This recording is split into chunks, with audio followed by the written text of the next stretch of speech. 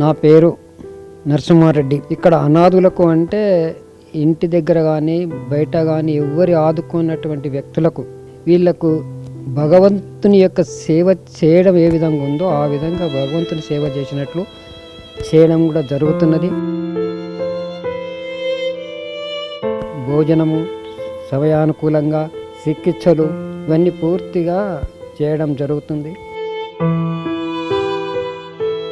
ఎవరు ఇక్కడ గుడి కూడా కొత్తగా కట్టడం జరుగుతుంది. ఒకే గుడే కాదు, చుట్టుపక్కల కూడా 5-6 రకాల గుడి, గణపతిది, లక్ష్మిది, నవగ్రహాలది, ఇవన్నీ కూడా రకరకాల గుళ్ళు. అంటే మనం ఎన్ని దేవతలకు పూజ చేస్తాం అన్ని దేవాలయాలు కూడా ఇక్కడ నిర్మాణం చేయడం జరుగుతున్నది. మా వంతు సహకారమే కాకుండా మిగతా వాళ్ళు కూడా సహకరించి దీన్ని పెద్ద లెవెల్ తీసుకుపోవడం చాలా మంచిదని కూడా నా అభిప్రాయం. ఈ అనాథులకు సేవ చేయడం అన్నిటికంటే గొప్పదేమో అని నా మనసు పూర్తిగా చెప్పడం జరుగుతుంది.